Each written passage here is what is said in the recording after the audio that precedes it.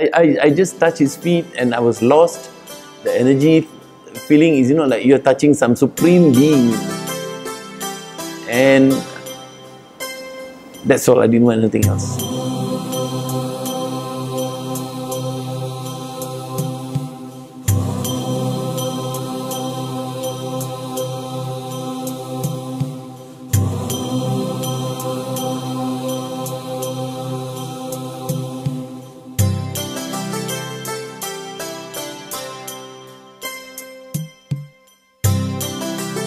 Siren Brothers Suresh, we are delighted to have you to do this interview, Baba and I. Welcome. To begin with, could you share with us how do you come to know Bhagawan Sai Baba? Sarah, we were introduced, we means me and my family, talking about my parents. We were introduced to Sai Baba's way of prayer through my sister. She is active, or she was active in Ipoh, then later in KL. She told us about this group singing, or we call it bhajans. For us it was a bit odd because our family is a traditional Hindu family. We have always had our own way of doing our prayers every morning and every evening. It was something new to us. So initially it was we were a bit skeptical, but being introduced by our eldest sister in the family, and slowly we found that it is quite nice because it's a new way of prayer. You pray to God in the form of singing. So the arti is also a form of bhajan. So we slowly adopted, and we within the Langkawi group of people, we got together. The two main families at that time were our family, the Rams family and Pan family. And we decided to have a bhajan singing group regular on every Thursdays at one of the Tan family's sister's house. It was a bit odd because it's something new. We, singing, especially in the with a few friends around. It was really odd, but we didn't have a choice because at that time most of the songs were in Hindi, and being North Indians, we were expected to lead. And slowly my sister, the elder sister who was singing in Ipoh at that time, she started. Then slowly me, my mom, and the Tan family also. Then within no time, we had a group of about 30 people who were having regular weekly bhajans. So we continued our bhajan singing from middle of 1982 until now. But slowly as time passed, there was a deep desire in me to know more about Baba. And if possible, I wanted to go to Puttaparthi. So by God's grace, it came through. In 1985, early 1985, I told my father I want 3 weeks or 4 weeks off, to go to Puttaparthi. He said, well, I give you permission, provided you finish all the accounts submission, we are in business. And I flew to Bombay, and the idea was to take a train from Bombay down to Puttaparthi and at the same time tour India. And I was all alone at that time. So the first 2 days, you have to line up before entering the temple grounds. You have to line up outside. And every morning we'll go for Nagar Sankirtan, and then you line up outside. But the first 2 days I was not getting near or to be in the front rows.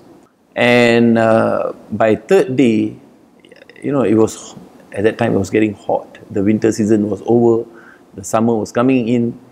But by day 3, I was lying down. At that time construction was so much going on in Puttaparthi. They were building more and more dormitories. So I was sleeping on this pile of sand. So while sitting there, lying down, I was thinking, Baba, I think it's enough already. It's already 2 days. I can't get to touch you. I only see you from far. I think I have to leave because I've got 2 weeks railway pass, which I must finish within that period, and I want to tour the rest of India. So next morning I went for darshan, and that morning the line that I was in was chosen to be first to go into the temple grounds. And we sat down, waited. I was in the front row, waited for Baba to come. And Baba came. And he was just about to pass me. In my heart, I said, Baba. And he stopped right in front. I didn't know what to say. I know, Narayan Bhagwan, this is you.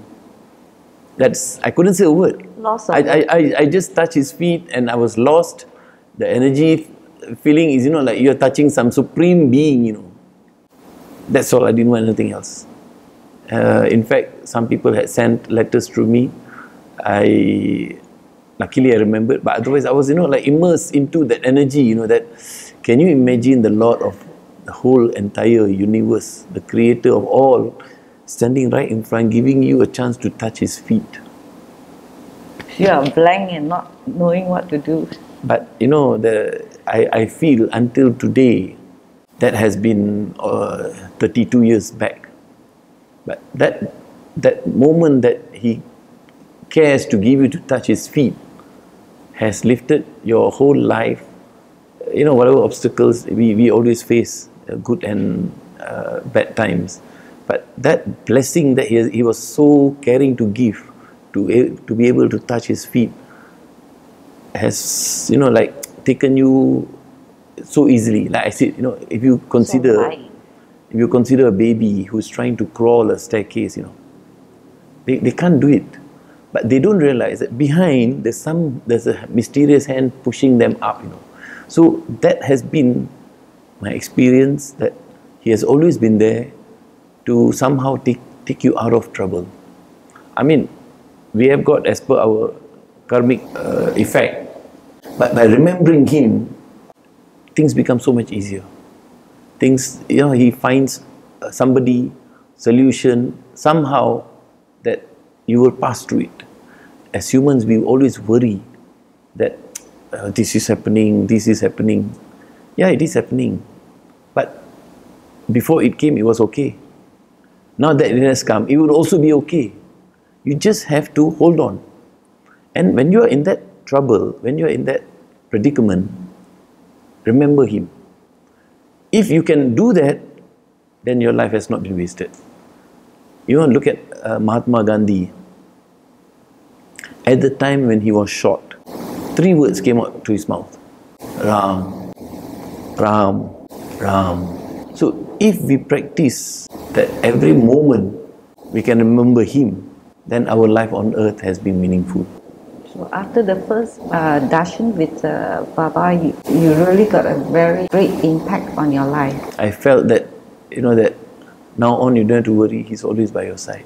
But that does not mean that we don't put in our effort. So I came back, and our prayers at home continues, our bhajan session in the center continues as normal, but there was a more deep meaning to all this. The whole thing about just praying was no more there. It was a praying with purpose. There was a praying of, I want to be a part of you. I want to experience your love. I want to feel you. I want to, do what you are teaching. My father has been blessed to introduce into the family all these things about prayer and respect within the family, respect for elders and love and understanding, tolerance.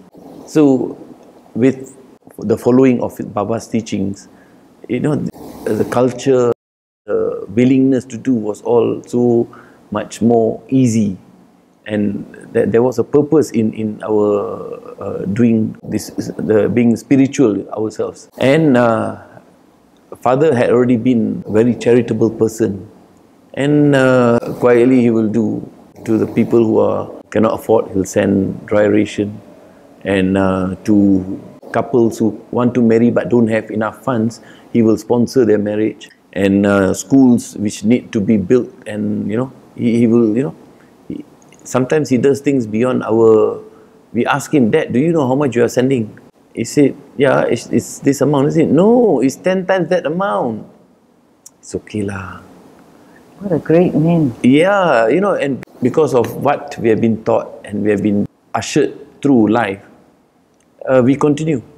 And with that, we become a part of the human race. We become a part of creation. And definitely, when you do what Swami wants you to do, then His grace is always with you. Brother Suresh, what are the significant events in your life since knowing Baba? Since knowing Baba, like I said, everything was, like the whole life went through the pieces falling into the right place. After me going to Puttaparthi in 1985, within 2 years I got married, and within the next few years we both of us had children. We had 2 boys and 2 girls. From young, we have always brought them for bhajans. Slowly they developed. My elder son can play tambourine, second son plays the dholak, and the 2 daughters, they sing, and they sing quite well. And being in Langkawi, we don't have college education here. So up to Form 5, you have to leave the island. So I feel that that's where the groundwork that we had prepared them for, it so happened that when they had to leave the island, we didn't have to fear so much that they might go astray.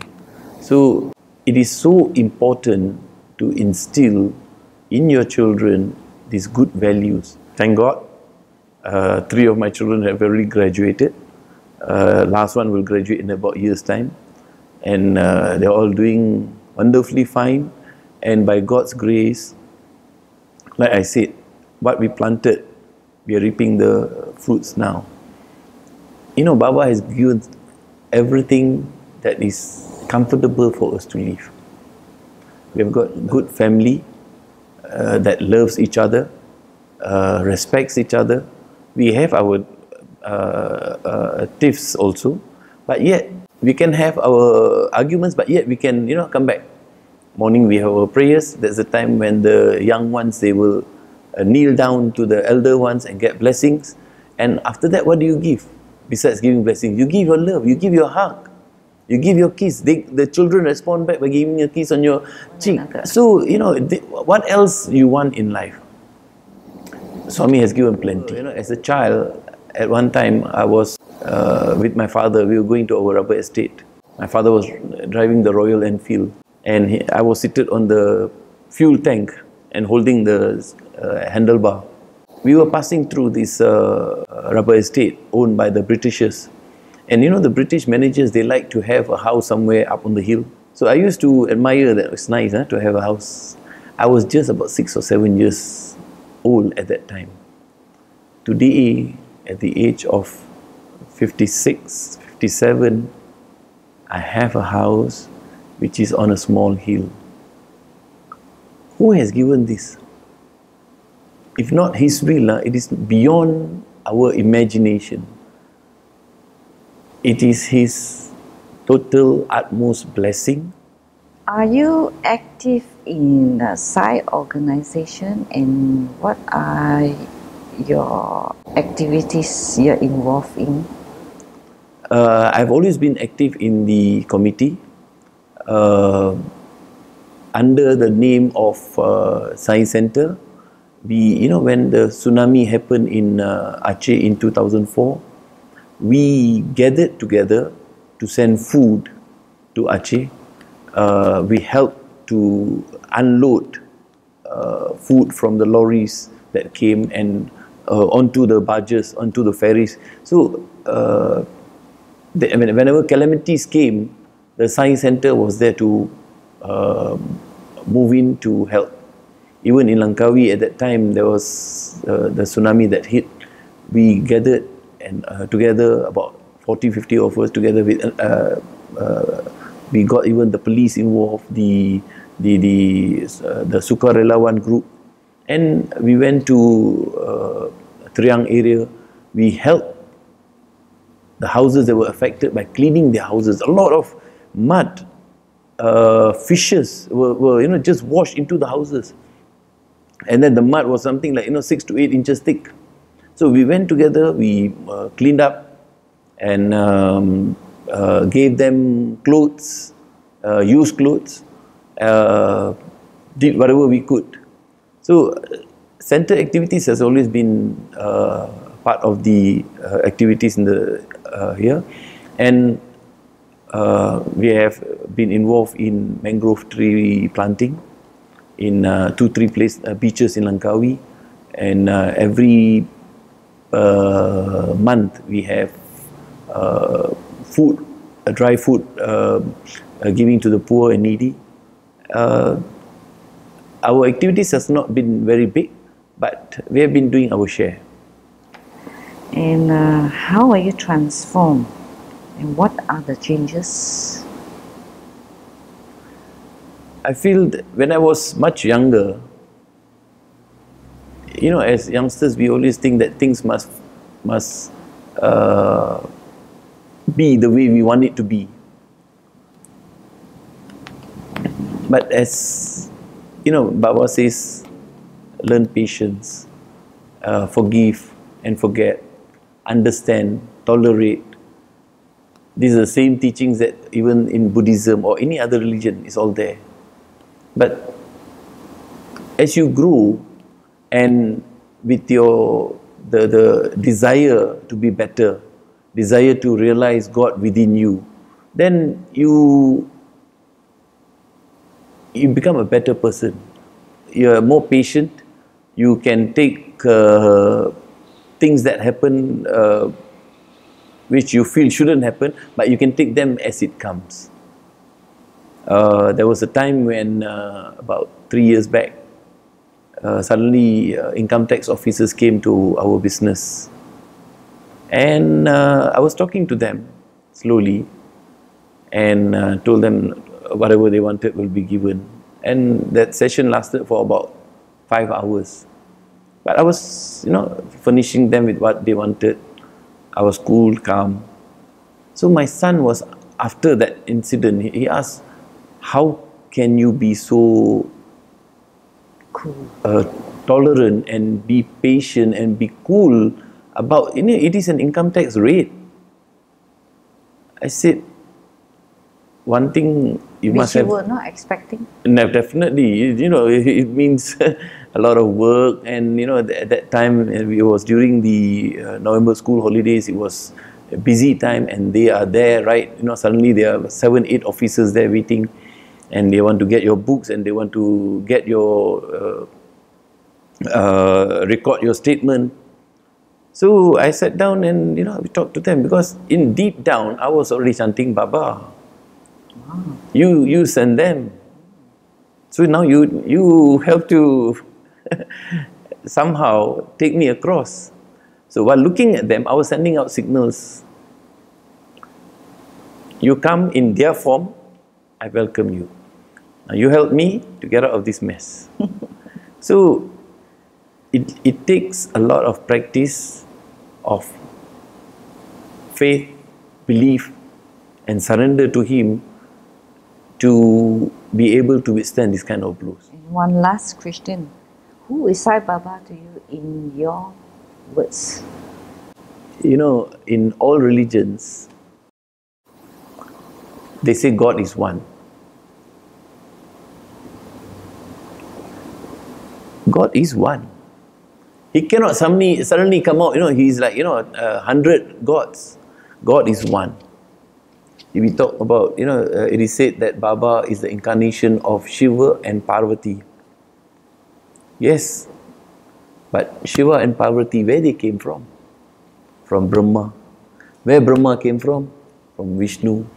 So Baba, He can be Shiva and Parvati, but He's still God. It is the same source, the same God has come in human form for our own sake. Out of His grace, He has come when we are alive to change us, to, you know, just come, child, let me take you across. Otherwise, we will be going in, you know, births and deaths, birth and deaths. There's no end, because we got nobody to usher us. There's no guru. Baba has come as a guru. His life has been His message. Look at Him. He's concerned about the welfare of people. He has built hospitals. He has built irrigation systems. He has, you know, He has changed millions of people to be charitable, to be concerned about animals, humans, the environment. So He has come as a guru. It is not important to understand Him as God. it is important to follow his teachings first. Because through his teachings, you will reach him. Then you will say, oh, this God. Follow his teachings. Do the right thing, live a good life, and he'll take you across. Baba, to me, is an incarnation of the Supreme Being. And he has come only and only to deliver us across this ocean of life and death. I just pray that we don't miss this opportunity, even though physically Baba is no more, but he's always with us. And if that's not enough, he'll come again. He has promised to come as Prema Sai. He will come. But don't miss this opportunity. The wave of spirituality that is going on in the world now, we should not miss.